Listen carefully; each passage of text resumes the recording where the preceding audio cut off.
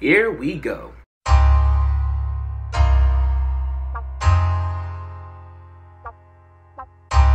Greetings and salutations. Welcome back to the Tune Up. Hope you guys are doing great. Hope everything is going good in your life and more. All right, it's that time, y'all. It's that time. We have pop people trying to get back into the game. Alternative bands doing what they do. Hip hop's domination. The whole King of R&B debate, which I'm gonna talk about. You know, I got a whole bunch of commentary videos coming, but yeah, the King of R&B talk. Woo, Jacquees, it ain't you, buddy. But anyways, I'm not talking about that right now. I have this list in front of me. As you can see from the title, I'm going to talk about the 10 most disappointing albums for me. These are albums that I was personally looking forward to, or artists that I always expect greatness from, or artists that I look to for quality music or more. Without further ado, I don't want to talk your ear off, which is funny because that's exactly what I'm going to do with this video.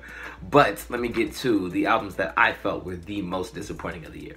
Number 10 on my most disappointing list, Quavo Huncho, for Mr. Quavo himself. This was definitely something that I don't think should have happened. As soon as I saw that the album was 19 songs, I was like, for what? Why is this album 19 songs? Quavo really got something to talk about for 19 songs straight? Really? Because my favorite Migo is Takeoff. I really love Takeoff. I think Takeoff is the best out of them. Offset's cool too, but I just feel like Takeoff has the best syncopation and adapts his flow the best. It's just, that's just my opinion. But yeah, Quavo Huncho, man. I love the Pharrell track, Go All The Way. Pharrell produced that one. That one's dope. Flip the Switch was a disappointing collab, and you know, my guy Drizzy, he was on there, but that track didn't do a damn thing for me. Like, it was alright, but I don't know. We got a good meme out of the album, though. The Takeoff meme with the Lose It. Yeah. You know, like, we had that meme. That was cool. But other than that, just, there was really no substance to it. Nothing really jumped out. It really just felt like an overhaul of very run-of-the-mill hype music. And I hate to say that because I do love the Migos, but They made this list twice. Number 9, Pray for the Wicked, Panic at the Disco. Now, it's so interesting because this turn of events is very weird. Like, with the Fall Out Boy saga, I wasn't crazy about them going into it. I'm not crazy about them after finishing it, but I definitely listened to them more often after having done this. With Panic at the Disco, it's different. I actually had a liking for Panic at the Disco prior to doing the album saga, and now I'm kind of just not with it anymore. Like, I used to really be like, yo, that's what they do. Like, I used to be like, yo, shout out Panic at the Disco. Now I don't check for them, or him, excuse me. I know people get really offended about that, but I just don't check for Brendan's music. I don't check for it. And I know he did a feature on somebody's album. I think Benny Blanco. But I don't know, man. Going into this album, I was hoping it would be something interesting and gripping like how Death of a Bachelor was when I first heard it. But I didn't like Fucking Silver Lining. Saturday Night was okay. That's another album that just didn't leave a mark on me because I didn't love it when I did it on the channel. And then listening back to it, you know, I barely even listen to King of the Clouds now. So, you know, getting those moments and, you know, really wanting to, you know, have conversations with you guys about these albums and these artists that you love, I always want to enjoy what I listen to. So when I don't, you know, it leads to conversations like this. And I don't like having these conversations, but I have to. It's part of the job. Number 8, Question Mark from XXXTentacion. This was an album that was really, really hyped up to me. And as you know, I enjoyed 17. I thought 17 was cool. I think I just mentioned this on my X review for Skins. And after enjoying 17 like I did, I was like, all right, let me check this out. I really wanted to get into it and see what everybody was talking about. And, oh, you gotta listen. Oh, this is the one. And so I was like, all right, let's check it out. And, you know, I love Moonlight. I love Sad. But that's really it. I don't like the track with Matt Ox. I didn't really like the I don't even speak Spanish track. Like, the Screamo tracks on there missed me. Just, I just didn't enjoy it. And I know that in the beginning of the album, he's like, if you don't listen to this type of music, if you're not into different kinds of music, don't listen to my album. And I was like, well, that doesn't apply to me because I listen to everything. It just didn't end up being an album that I enjoyed. It hurts me to say that because of how talented he was. So, number 7, this one hurts me too because I love these guys. I really do, but this album just wasn't it for me, man. The Now Now from the Gorillaz. Yeah, with the hype that I had for it, going into it with Lake Zurich, or Zurich rather, and Humility with George Benson, just that really had me so excited for it. And then a couple of the drops from it were I was kind of excited, kind of not afterwards, but I was like, you know, I gotta give it the benefit of the doubt. Yeah, it just ended up being such an uneven, perplexing listen, and I was really let down. I was like, damn, the musicality is great, and the stripped down direction is cool, but it just didn't resonate for me. And it's really disappointing because of how much I loved Humans, and I know people hate Humans, and oh, Humans wasn't Gorillaz. You can get mad at me for saying that all you want, but sorry, I really just felt Humans was superior. Now we getting into the top 5. Now these I would definitely say is what I mentioned at the top of the video. These were albums that I had the highest hopes for, or artists that I adore that just let me down. Number 5, Culture 2 from the Migos. I remember doing that video and having fun doing that video for the channel.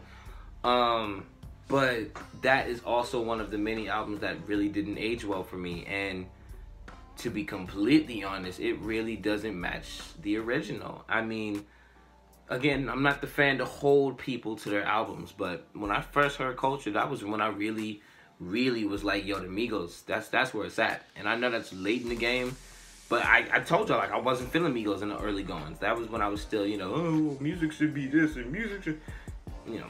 Thankfully, I grew up and loosened up a bit. But yeah, Handsome and Wealthy was the first Migos track that I really took a liking to, and I was like, whoa, like this is dope. I like this one. And then when I first heard Culture, I was like, this is crazy. Like that T-Shirt record, Bad and Bougie, Kelly Price, Out Your Way, What the Price, you know, records like that. So when Culture 2 was announced, I was stoked. I was like, oh, they about to go crazy. And then when Motorsport dropped, I was like, they about to go crazy. Like, everything leading up to the album I thought was great. And then when I got the album and it was, what, 24 songs or something, and just nothing about it was matching the quality of the first Culture. And it really just aged so poorly. I barely listen to it now. I barely spin it at parties. Like, if it's not Narcos, it's Motorsport. And if it's not Motorsport, then it's Amigos. Like, I'm sorry to tell you. Oh, I did love Stir Fry. Stir Fry was great. But again, I had to think about it. You know, it didn't stick in my mind like how everything else did. So, Culture 2 definitely was a big disappointment for me.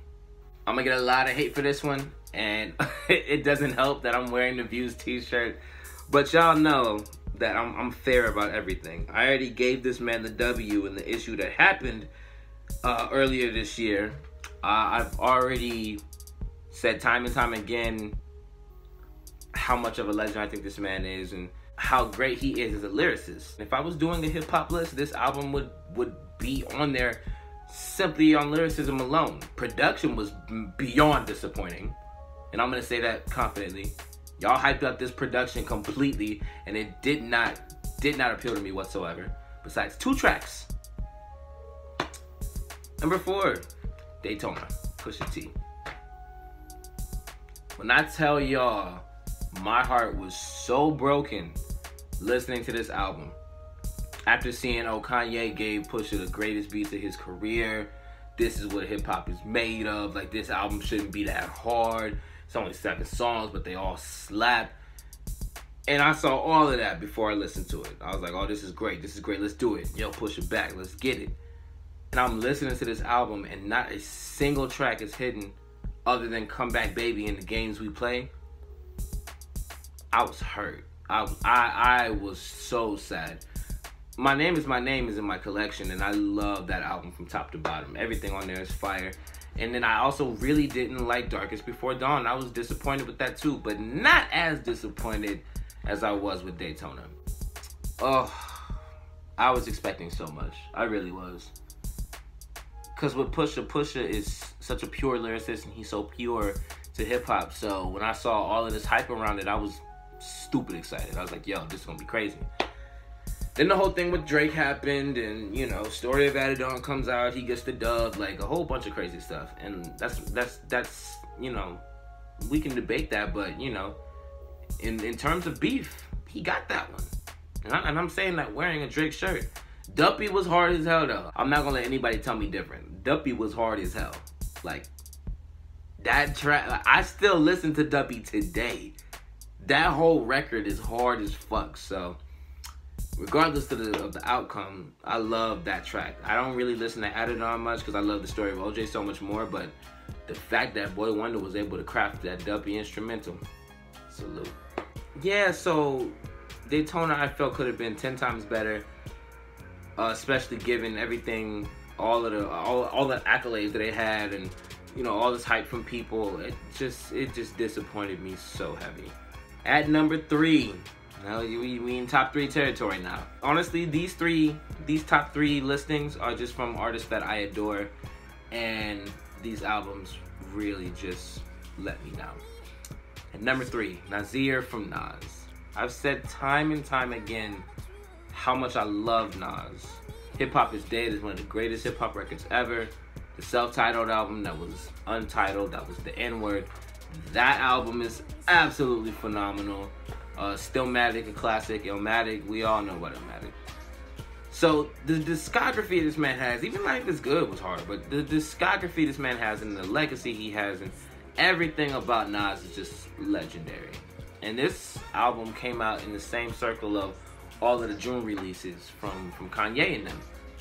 And again, it's just, it comes down to the production and some of the lines. Like, usually a Nas album, every track is hidden with something crazy to say and something to take away from, but this just wasn't the case. And I blame Kanye, I really do. I blame the production because it just wasn't hidden. The Adam and Eve track was hard, and the intro track with Diddy and 070 was cool too, but again, just really nothing to talk about other than the production is what anchored this project down. And it really came and went, and Nas albums never just come and go. So, you know, it hurts me to talk about it like this because I enjoyed it like the first 3 listens, and then after that I just didn't pick it up again. Like, I went to it for reference, but it's definitely just oh my goodness.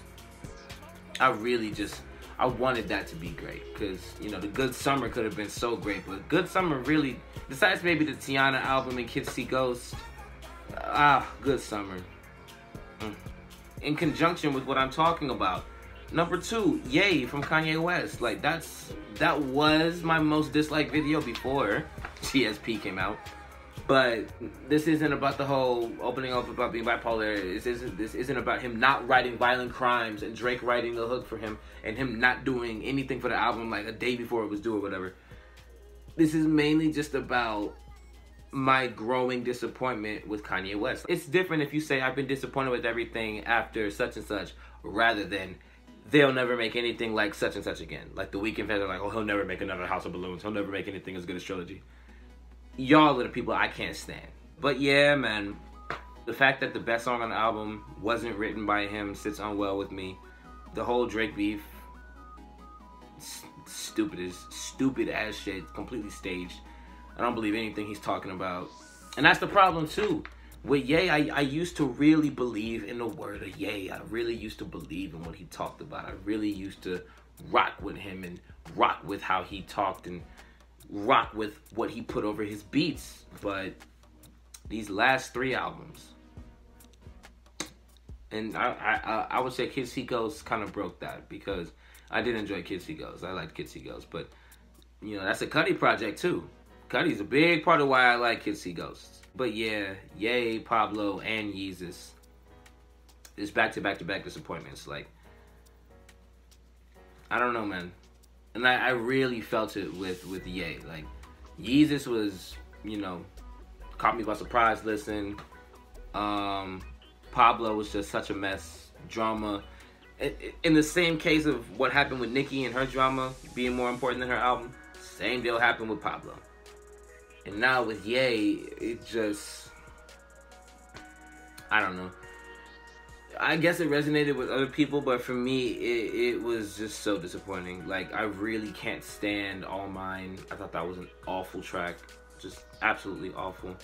I didn't really like Ghost Town. Just nothing about the album stuck with me or spoke to me. You know, I didn't feel anything on there but Violent Crimes. And lo and behold, Partisan Fontaine, who's killing the game, he wrote that track. You know, it's not even him. And for people that are gonna get in the comments talking about, well, Drake didn't write Know Yourself and all those other records and stuff. Listen, man. If you follow Drake like how I follow Drake, and like you pay attention to all the stuff that people are talking about, look for the interview, look for the radio interview where he talks about that whole Quentin situation. He said, and I quote, "Listen, Quentin helped him with that song, sure, but understand this: the whole second part of that song doesn't exist without my input. So y'all can say what you want. Sometimes I have people who come in and collaborate with me to get my juices flowing. Take that for what you want." That's a completely respectable response, other than, nah, you know me. Man, we ain't never met that dude. They just, you know, they spinning stuff to talk about us. No, he could have said something like that. But the fact that he owned up to having Quentin come in there and help write, I had to respect that, you know. And he even addressed it on Duppy, you know. Y'all acting like he made the boy when I was trying to help the guy. It's as simple as that. And people keep saying that, well, Drake claims to be the greatest. Do we not know who Kanye West is? Kanye West been saying he the greatest. So I just want to know how that logic doesn't apply to Kanye, but it does apply to Drake. I feel like it's just because y'all don't like Drake that you stick him with that. Well, it's different because he said he's the greatest. We can talk about that more, because I talk about that with all the people on the Eminem comments if you want. Shoot a comment, shoot a DM, it's all good. But yeah, number 2, gotta get that to Kanye. Ye definitely was a heartbreak for me. And number 1, the most disappointing album of the year. And it's crazy because I really do like this man. I love what he represents. Ugh. And he had a great project this year too. This just wasn't one of them. Young Sinatra 4 from my guy Logic. Quite possibly the most unenjoyable video. Well, no. That might have been the Imagine Dragons video. No, still the AJR video.